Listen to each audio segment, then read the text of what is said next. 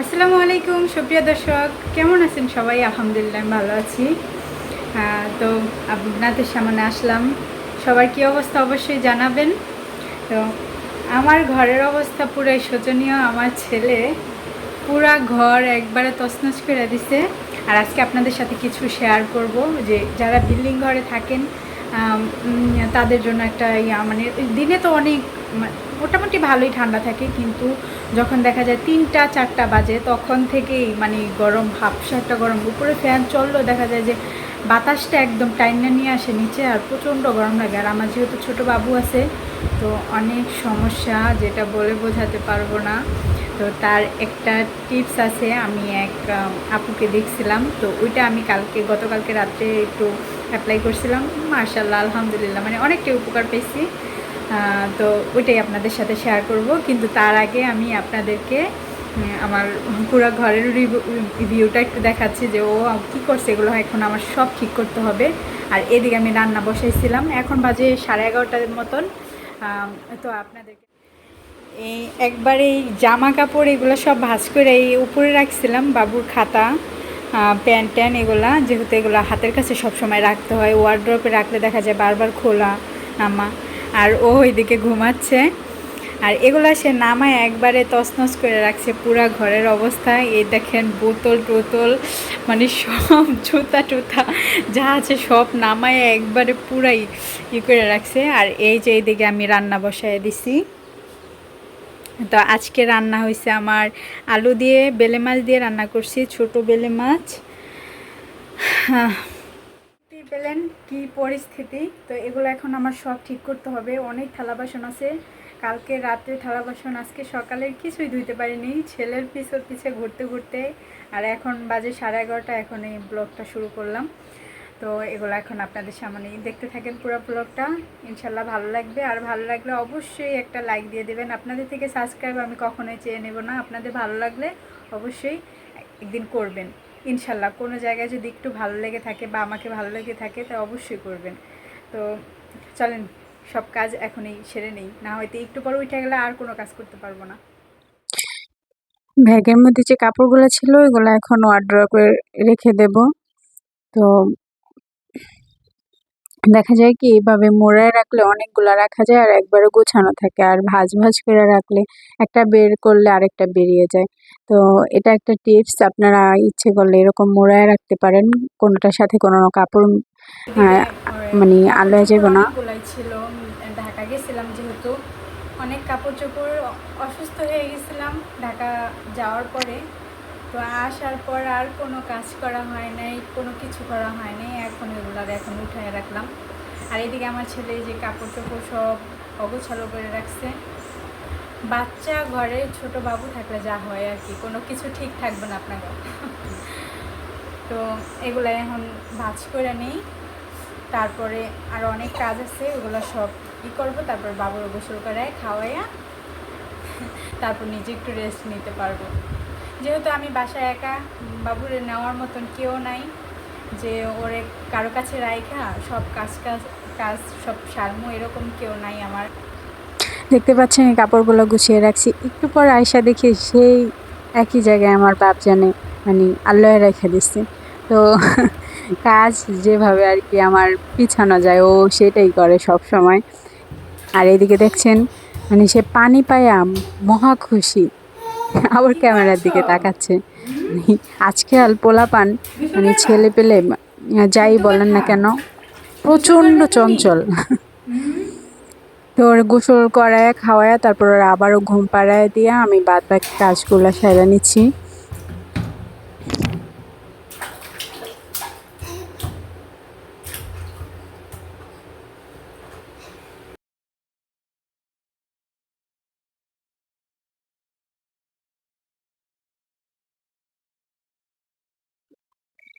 আমার মা সবসময় বলে কি, তোদের আমরা ভাই বোন ৩ জন, বলে তোদের ৩ জন পাইলা যে না হরান হইছি, আমার 2টা নাতি পাইলে হেতন বেশি হরান হয়ে গেছি গা। তো আমি যখন জিজ্ঞাসা করি কেন, মা কয় ওরা প্রচুর চঞ্চল, তোরা এত ছিলি না, বসায় রাখতাম তোরা বসা থাকতি, তারপর কাজ করতাম সব, আর এখন তাদের পেছনেই যায়। তো এইদিকে অনেক কথা বলে ফেলাইলাম আর এইদিকে কাজ শুরু করছি, যেহেতু বাবু ঘুমাইছে এর ফাঁকে আমার সব কাজ সাইরা নিতে হইব। তা না হলে দেখা যায় যে আমি কাজে অনেক পিছায়া যাই, মানে পেরে উঠি না। ও উঠলে ওইটা এটা সেটা আল্লাইতেই থাকে, আমি ঘরের ভিতরে একটুও গুছায় রাখতে পারি না। তো দেখতে পাচ্ছেন আমি থালা বাসনগুলো ধুয়ে না এখন একটু সাজায় রাখতেছি। আসলে আমার এটা ব্যালকনি, কোনো কিচেন রুম না। আমি যেহেতু ভাড়া বাসায় থাকি, একটা রুম নিয়ে থাকি, তো এই কিচেন রুম আছে, কিন্তু মানে অ্যাডজাস্ট যে আপুরা থাকে ওই আপুদের সাথে আমার একাত্রভাবে রান্না করতে হইব। তার জন্য আমি মানে রুমের ভিতরে যে আমার ব্যালকনিটা ছিল ওইটা অনেক বড় ছিল, তো ওইটার মধ্যে আমি সব কিছু রাখার চেষ্টা করছি। তো এটা ট্যুর যদি আপনারা চান তো অবশ্যই আমি ভিডিওগুলো দিব। আর এদিকে আমি গ্যাসটা ধুইয়া নিতেছি। আর এই বান্না ২ টা না অনেক উঠানোর চেষ্টা করছি, কিছুতেই উঠতেছে না। আমি জানি না এটা কিভাবে আমি উঠায় ধুইয়া নিমু। অনেক চেষ্টা করার পরও আমি পারিনি। তো এটার যদি কোনো টিপস থাকে তো অবশ্যই আপনারা আমাকে জানাবেন।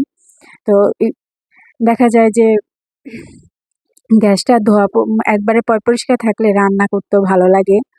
তো গ্যাস উম আ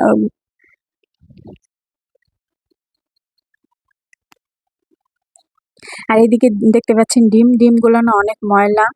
তো আমি এগুলা একটু ভিজিয়ে রাখবো ৩০ মিনিটের মতন। দেখা যাবে যে একটা আষ্টে গন্ধ এটা থাকবে না। এটা চলে যাবো। হ্যাঁ, এটার মধ্যে আমি একটু লিকুইড ভীম ওইটা দিছিলাম, থালা বাসন ধোয়ার যে ভীম লিকুইডটা। এই কারণে আর আঁশটা গন্ধটা থাকবে না। আর এদিকে আমি ঝাড়ু দিয়ে নিতেছি ঘরদোর।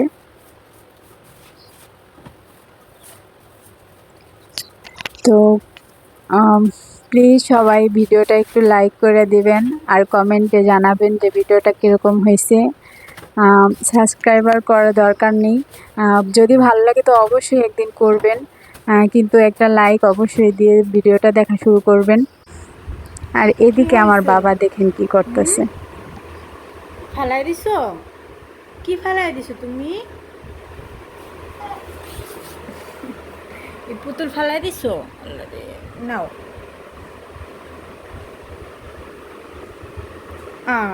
ব্যথা পায় না বাবা? এটা ব্যথা পায় তো।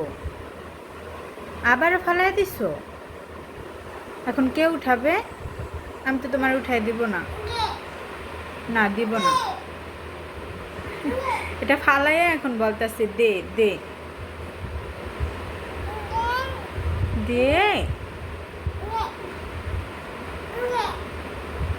এটা লাগবে, এটা লাগবে, তোমার এটা লাগবে, নাও ধরো।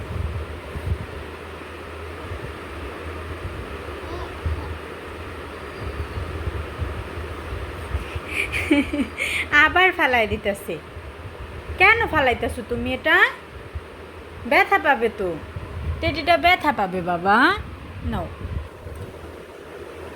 নাও ধরো।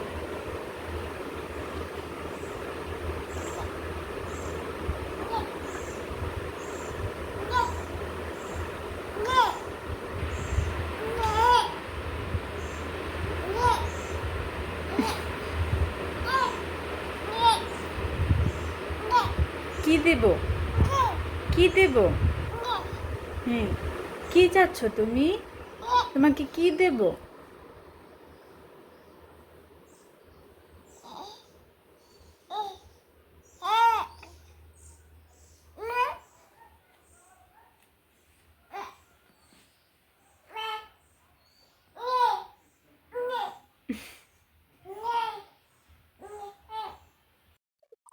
এই তো ৩০ মিনিট পর এসে আমি ৩০ মিনিট না, মানে অনেকক্ষণ, প্রায় ঘন্টা ১.৫ পর এসে এই যে ডিমগুলা ধুয়ে নিলাম। আসলে ডিমটা ফ্রিজে ধুয়ে রাখাটাই ভালো আমি মনে করি। আর তাহলে ফ্রিজটা নোংরা হয় না। আর কিরকম না, এটা নোংরার সাথে ফ্রিজে রেখে দিলে কিরকম লাগে না?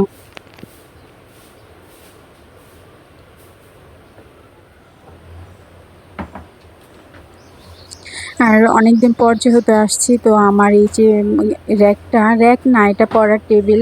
যখন আমি পড়াশোনা করতাম তখন এই টেবিলটা কেনা হয়েছিল। যেহেতু এখন আর পড়াশোনা করি না, তো টেবিলটা শুধু ফালায় রাখবো, এই কারণে র্যাকের মতন আর কি দেখা যায় টোরা সব কিছু রাখা হয়। আর এটার উপর প্রচণ্ড ময়লা পড়ছে, তো ওইগুলাই ঝাইরা নিতেছি। তো পুরো ভিডিওটা দেখতে থাকুন।